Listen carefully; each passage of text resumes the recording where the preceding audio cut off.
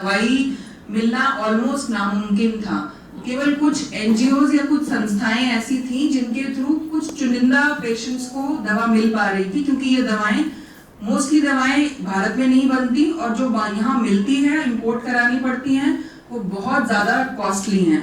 शायद आपने सुना होगा कि SMA नाम की एक बीमारी के लिए एक इंजेक्शन लगता है जिसकी कॉस्ट आज की तारीख में करीब 16 करोड़ रुपए है। तो किसी भी फैमिली के लिए इतनी महंगी दवाएं अफोर्ड कर पाना ऑलमोस्ट इम्पॉसिबल, असंभव था। दवा अफोर्ड करने की बात तब आती है जब हम इन बीमारियों को सही तरीके से डायग्नोज कर पाए, इनका निदान कर पाए।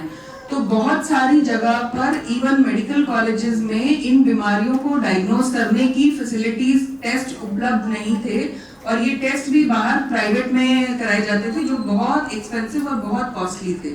2021 में सरकार ने ये पॉलिसी, जो national policy for rare disease 2021 है, ये शुरू की, जिसमें initially 8 medical colleges across the country, पूरे देश में 8 कॉलेज ऐसे चुने गए जिनको सेंटर ऑफ एक्सीलेंस का दर्जा दिया गया। सेंटर ऑफ एक्सीलेंस का मतलब है कि इन सेंटर्स पे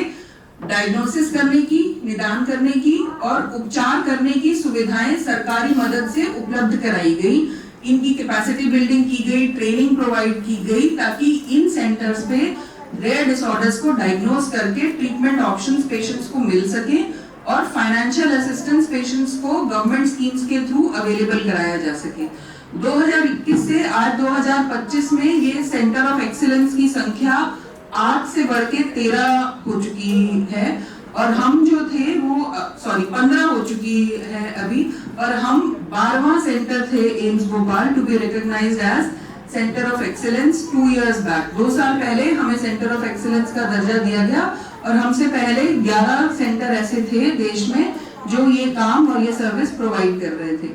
अगर हम देखें तो हमारे देश में करीब 29 स्टेट्स हैं और आज भी सिर्फ 15 सेंटर ऑफ एक्सीलेंस हैं। मतलब पर स्टेट भी एक सेंटर ऑफ एक्सीलेंस नहीं है और मध्य प्रदेश जैसी इतनी बड़ी स्टेट में सिर्फ एक सेंटर होना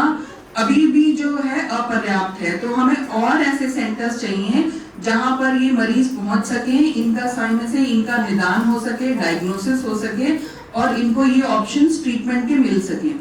So we have been working hard in collaboration with our lab side people to establish diagnostic facilities, ताकि इन सभी बीमारियों की टेस्टिंग जो है वो हमें निदान करने के लिए जांच अस्पताल के बाहर ना भेजनी पड़े और हम इन हाउस ये सारे टेस्ट करके मरीज को यहीं पर पूरा निदान और डायग्नोसिस दे पाएं। अभी हमारे एफर्ट्स कंटिन्यूड हैं कि हम पूरा जेनेटिक डायग्नोसिस फैसिलिटीज जो है वो अस्पताल में ही एस्टैब्लिश कर पाएं, ताकि कोई भी निदान के लिए मरीज को बाहर ना जाना पड़े।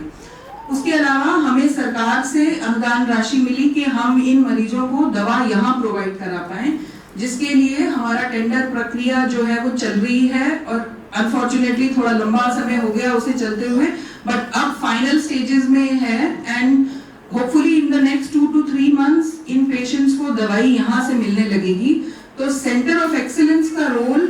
सिर्फ दवा प्रोवाइड करना नहीं है, हमें ये जागरूकता फैलाना ताकि बाहर पेरिफेरीज से बहुत से मरीज जिनको ये बीमारियां हो सकती हैं वो हम तक पहुंच सकें, उनको पूरा निदान मिल सके, सही समय पर उपचार शुरू हो सके और इन फैमिलीज को या इन परिवारों को ऐसी सुविधा प्रदान की जा सके कि आगे आने वाले बच्चों में ये बीमारी ना हो। सो genetic counselling and prenatal diagnosis की गर्भ में ही जांच करके बताया जा सके कि आने वाला बच्चा इस बीमारी से ग्रसित होने वाला है कि नहीं, और यदि हाँ तो ऐसे बच्चों के जन्म को रोका जा सके। तो हमारा काम सिर्फ दवा देना नहीं, हमारा काम जागरूकता फैलाना, आगे वाली प्रेगनेंसीज के लिए जेनेटिक काउंसलिंग देना, लोगों को एजुकेट करना कि इन बीमारियों का इलाज हो सकता है, इसको कैसे पहचाना जाए और इस सब अवेयरनेस को पेरिफेरी में ग्रास रूट लेवल तक लेके जाना भी इंक्लूडेड है। So with this I would just like to thank again sir for coming here and we hope we can continue to perform as a center of excellence for these patients with rare disease. Thank you.